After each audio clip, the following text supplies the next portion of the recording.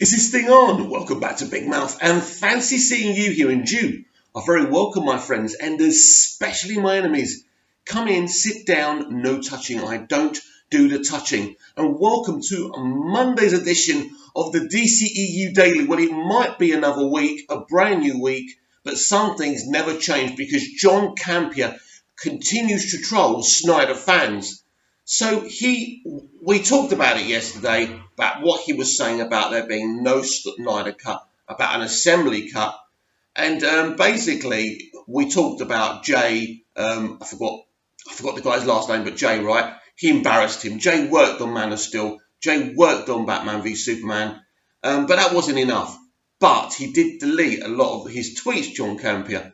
But then he put up a poll to ask who's about our opinion, to say, what do you think? Is it finished or not finished? And this debate is so pointless. And he's talking about pointless debates. He's creating a pointless debate. This is what he said. This is the final thing he said. Let's put this whole Snyder Cut debate to rest by just asking Snyder himself. Zach, can you confirm that a finished, edited, musically scored, color corrected, VFX finished, sound mixed and edited fully and truly completed Snyder Cut version of Justice League does in fact exist? Yes or no? Because if yes, well then fucking A. Like a lot of other people, there are tons of us who would love to see it. If no, then can rest of us get off the man's back and let him move on and get back to making new movies, please? Right. First of all, nobody's ever said, Mr. Campea, John, no one's ever said that there's a complete film waiting to be released. Zach himself said at SnyderCon that it's almost released, but there's still a bit of work to be done. So basically, John, you were looking for kicks on Saturday night when all this started. You were looking for kicks on Saturday, something to talk about, something to get a lot of clicks and attention from. So you decided to talk about the Snyder Cut. And you brought it as an issue about something that's not an issue, basically, right? Because you're talking about a completed movie, no one's talking about a completed movie, and then you do a poll where you ask people, is it completed or is it not completed? And surprise, surprise, your followers and the people who watch the John Campea show said, no, it's not. It's not complete. We know it's not complete. We know Zach still has to go to work on that film and finish it, but it's more completed than uncompleted. So your point doesn't make any sense. Now, as for leaving the man alone to get on with his future career, it's the man who keeps on posting pictures from Justice League. It's the man who's encouraging us to fight for this Snyder Cut. So, John, what exactly are you talking about? You don't like Zack Snyder. You've got no respect for Zack Snyder. You and your Collider buddies and everyone else out there, all the other pundits out there, are the reason why Zack's not working on this project anymore, why he was fired from this project. Because you gave the whole project a thumbs down because it wasn't an MCU movie. But you got the cheek to sit there and say Endgame is one of the best films ever made, even though it's got Professor Hulk in it. Yes, Professor Hulk, the abomination. No, not the abomination, the Incredible Hulk's enemy. Professor Hulk is an abomination. But critics and pundits still got the cheek to talk about Endgame being one of the great films of all time. No. It's the most successfully financially, but it's an average generic film. And it's got Professor Hulk in it, even worse. In fact, I'd love to see Doomsday from BVS and Professor Hulk in a room together. I don't think Professor Hulk is going to be able to wisecrack his way out of it, do you? What a joke. So it just makes me laugh, John. It really does that you started an issue about the Snyder Cut. First you started off as it doesn't exist. Then you went about, completed films and non-completed films when no one is arguing about that. Nobody. And as Jay said, you're embarrassing yourself now. It is absolutely embarrassing that you created a whole debate about something nobody's arguing about just to get a bit of attention because because what these people do, they have a look at what's trending. They do. They do it on YouTube and they do it on Twitter as well. So he spoke about something that's trending. He gives two hoots whether the Snyder Cut is complete or not, whether it's real or not. We know it's real now. We know it's there. There's not even any point really getting wound up by this bloke. But of course, he is winding people up. He's even blocked a few Snyder Cut kind of accounts. And because People like him don't like the truth. People like him like to operate on lies. And as I say, he's not talking about this because he's passionate about it, because he cares about Zack Snyder or the DCEU. No, he's too busy, licking Disney's backside and telling us how great The Last Jedi was and how great, the MCU is.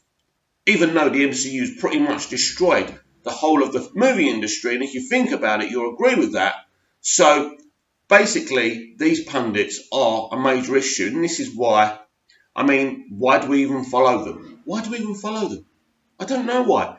It's like we like the punishment. It's like someone who likes their bottom spanked, right? They think it's a bit sexy, right? So they keep on going, and the more they go back to have their bottom spanked, the harder it gets. And you think, yeah, harder, man. And that's what it's like following these pundits, because they all hate the DCEU. They all hate Zack Snyder. And all this, oh yeah, get off the man's back. We're not on the man's back.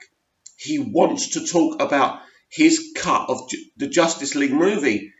As I keep on saying, he's sending us pictures on Vero. He is amping us up to help him in his fight to get his cut released. It's our fight. It's the fans' fight, and it's Zack's fight, and we're doing it together. Nobody is on anybody's back, John. And talking about Zack Snyder and the DCEU, I actually watched Man of Steel, and straight after I watched most of Batman v Superman, the Ultimate Edition. God, I love those films. They're absolutely perfect CBMs, aren't they?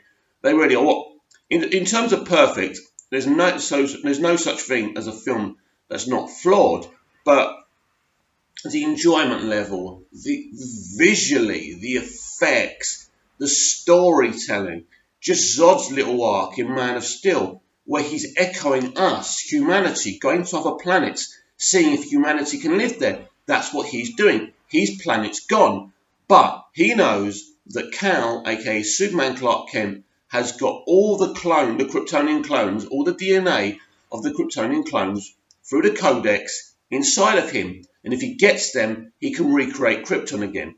That's the whole point of the World Engine. He wants to create Krypton, get the clones from Superman, and obviously he wants Superman's help, and Superman's not going to do that.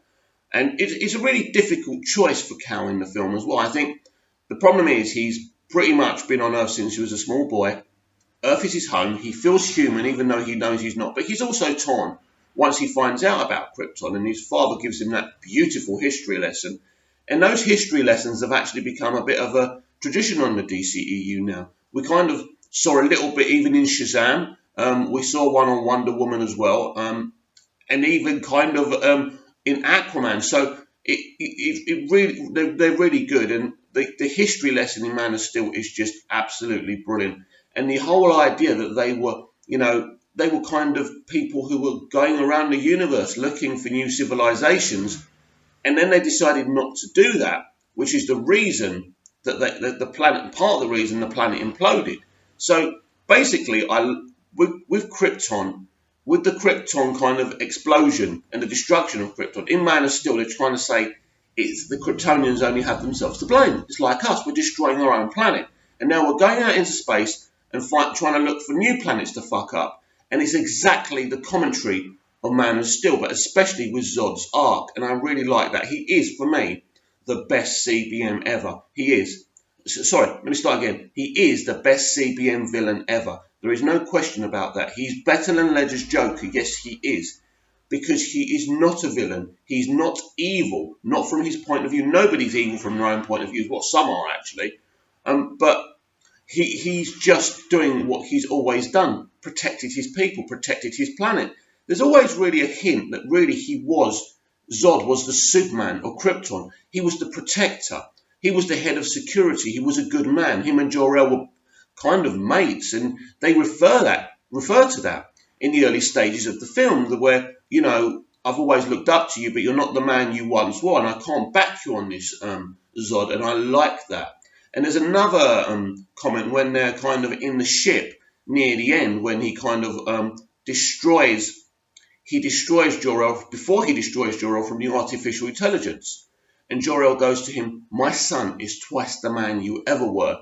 To me, that is definitely saying that Zod was some kind of hero, on Krypton, and that's amazing. So this hero actually literally decides that Krypton isn't being run properly. He's been following their rules all that time, and then he snapped. He said, "No, look, our planet's dying. I can't sit here and do anything anymore." If anything, Zod waited too late to act, if you agree with his actions. So, so it's that film has got great commentary, as has Batman v Superman: Dawn of Justice, and there's a lot of people who will never appreciate that. Again, that is a brilliant film, if only it was marketed in the right way. But it's such an enjoyable film to see Batman's origins at the beginning, the way it's done very quickly, the way we see the Battle of Metropolis through Bruce Wayne's point of view. Again, beautifully done to chisel away at Batman. And Lex Luthor's plan to manipulate both Superman into Batman, into fighting, is absolute genius. And look, those films will stand the test of time. More and more people are appreciating those films now because they absolutely are a work of art.